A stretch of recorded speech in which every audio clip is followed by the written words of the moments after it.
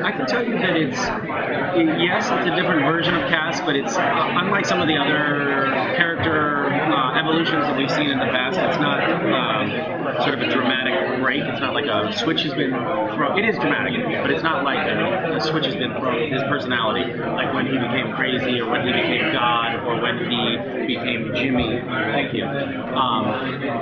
This time, it's still the Cass we know. He's just stripped of his powers and mortal and human, and faced with what that means for him and how to assimilate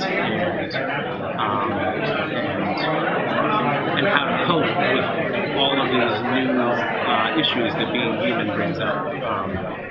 It's quite a lot. There's quite a lot to work with it, so it's a lot of fun. But we're really dealing with it, from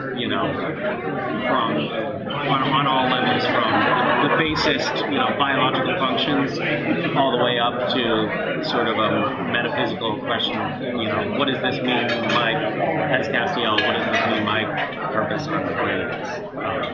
So it's interesting. What's his biggest frustration as being a part of this team and no longer having those handy angel tricks to help the boys out with?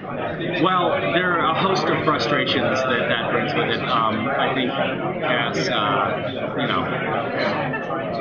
one that we have early on in the season is, hey, Cass, get over here. It used to be that he could teleport. Now it takes a couple of weeks for him to get there, because he also doesn't have a car or money for a bus. So everything that was so easy for him before is really difficult, and all of the ways in which he could be helpful in the past, most of them are gone. I mean, he's a bit of a resource for intelligence. He knows stuff perhaps that he can share with the Winchesters, but beyond that, he's kind of useless, because not only is he human, but he's not accustomed to being human, so he's that evil. So, in a sense, it solves one of the problems that the writers have been having with Castiel, which is that, you don't want the heroes of a show to have an ally. Whoa, moody, sexy, romantic. Yep. You don't want to have an ally of your heroes who is so powerful that he can, with the snap of his fingers, solve any of their problems, because that makes it too easy. But now we've gone to the other extreme where he's so useless that he doesn't have a purpose. So we'll see how that shakes out.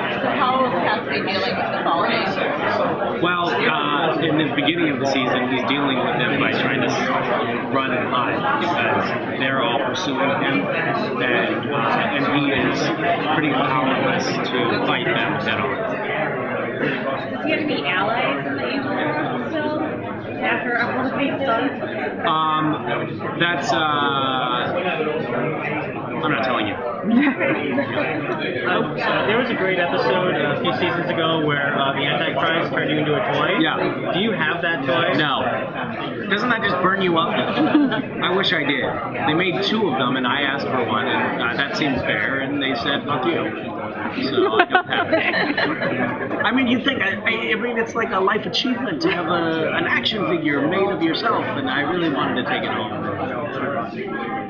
They have some policy against actors stealing props. That's when the show's over. You go to the prop room and you rate it, and they can't do anything about that. There will be a rating. At the end of the first season, Jared and Jensen, on the final day of shooting, went into the wardrobe trailer and grabbed all the clothes that they had liked from the season and loaded them into their car, and literally were driving off just as the wardrobe woman was like, "Hey, no!" So now they have a lock on the door for the wardrobe trailer, and they try to prevent some of that from happening. I don't know if they're going to deal with this, but would you like to see them explore whether or not Cass would like to become an angel again, or whether he's going to want to be human to live out the rest of his life? Without telling you whether that's an option open to him or not, okay. I will tell you that it is a question that is explored. Yeah. Like, is this where he wants to be or not? As yet, one that is unresolved.